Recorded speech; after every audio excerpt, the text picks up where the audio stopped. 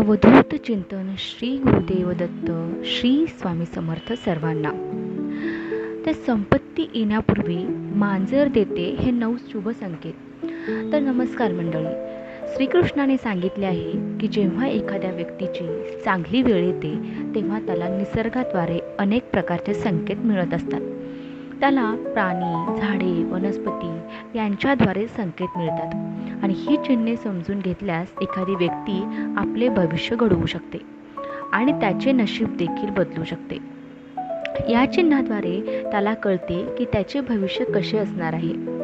भविष्यात त्याला संपत्ती मिळेल का किंवा त्याच्यासोबत कोणतीही अशुभ घटना घडणार आहे, या सर्व गोष्टींबद्दल त्याला आधीच संकेत मिळत आहेत.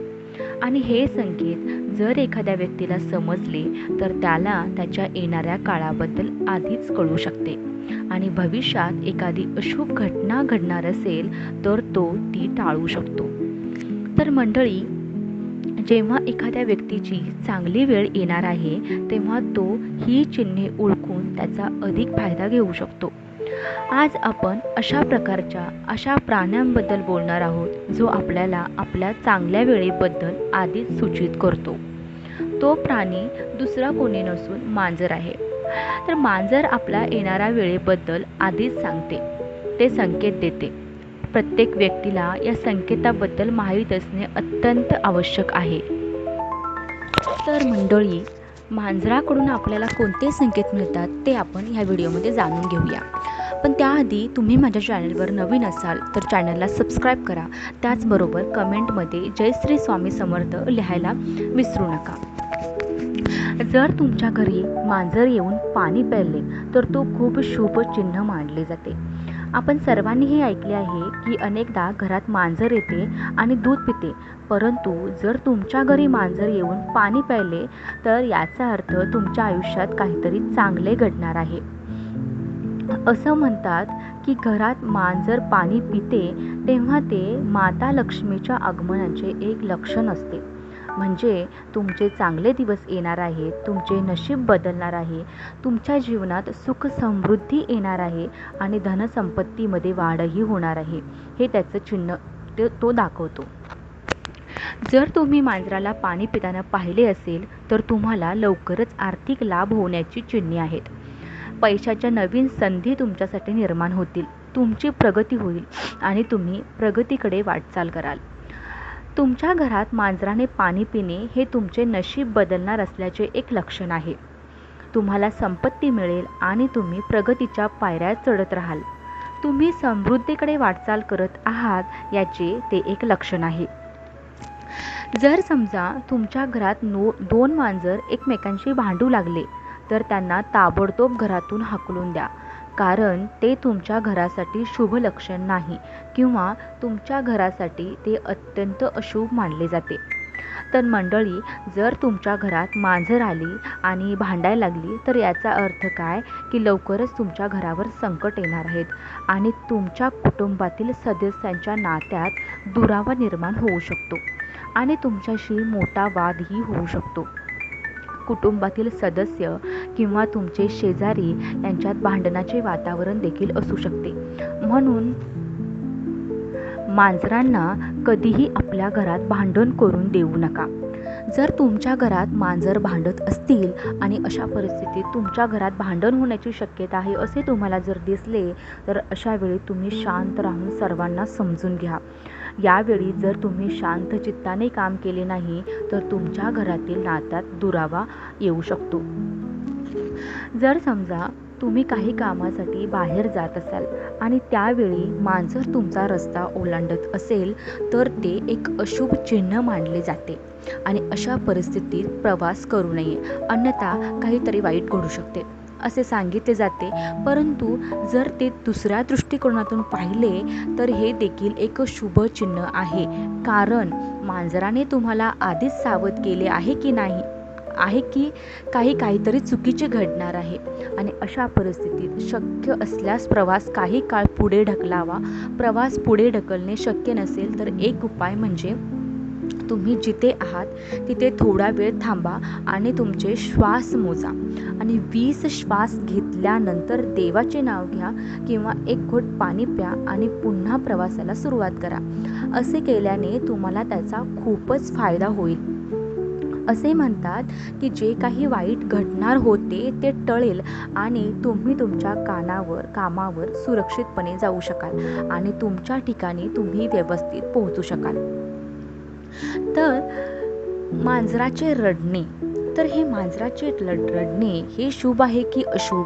तर ज्याप्रमाणे कुत्र्याचे रडणे घरासाठी खूप अशुभ लक्षण मानले जाते, त्याचप्रमाणे मांजराचे रडणे देखील तुमच्या घरासाठी खूप अशुभ आहे.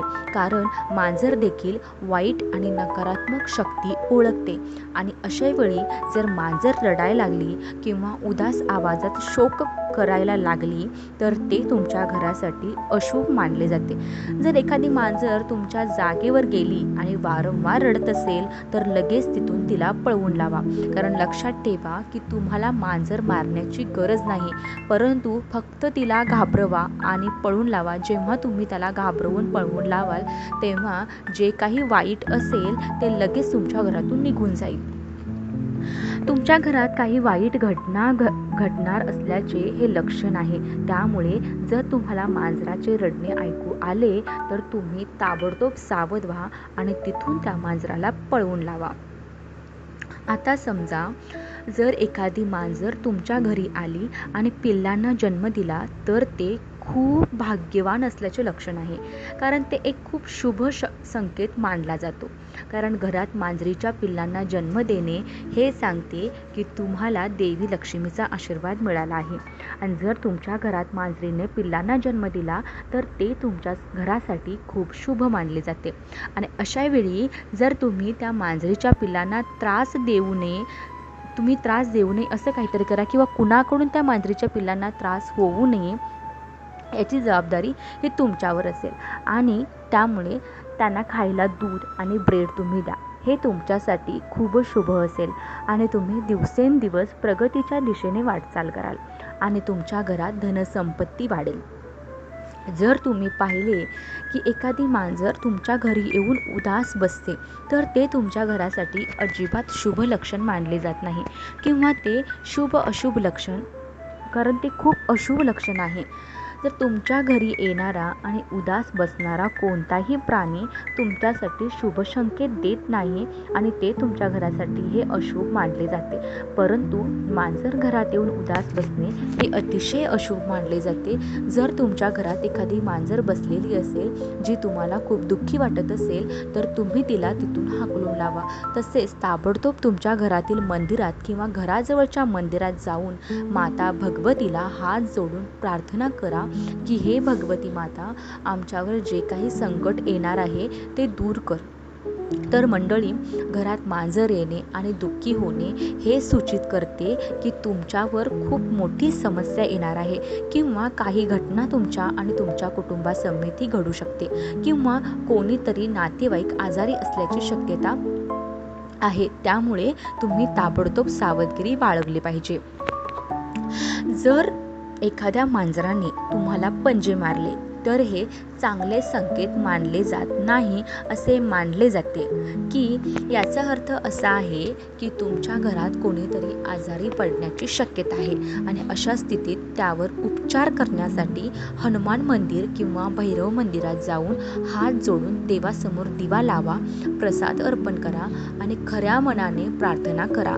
त्यामुळे तुमच्यावरील वाईट काळ टळेल आणि संभाव्य त्रास कमी करेल. तर स्वप्नात मांजर दिसणे हे सहसा शुभचिन्ह मानले जाते. जर तुम्हाला एखादे मांजर आरामात किंवा कोणत्याही शांत अवस्थेत बसलेले दिसले किंवा शांत आणि आनंदी दिसले तर हे लक्षण आहे की तुमचे प्रलंबित काम आता पूर्ण होण्यास सुरुवात होईल आणि तुमच्या जीवनात चांगले परिवर्तन घडतील. तथापि काही गोष्टी अशुभ मानल्या जातात.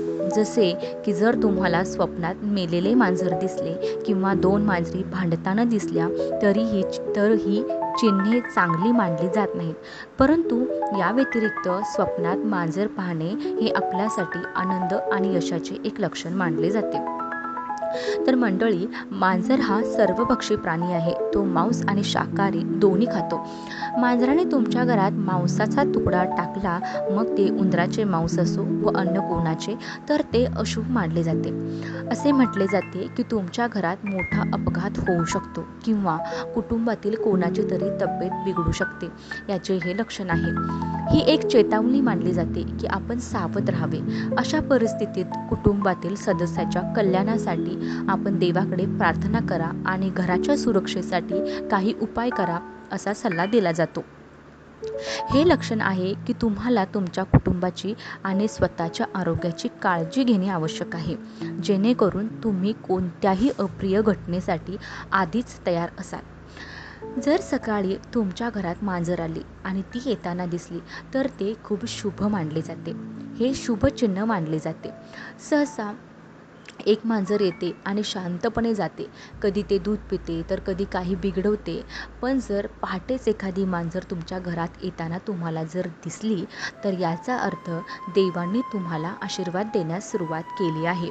तुमच्या सभोवतालची सर्व नकारात्मक ऊर्जा नाहीशी होत आहे आणि सकारात्मक ऊर्जेचा प्रभाव वाढत असल्याचे हे लक्षण आहे.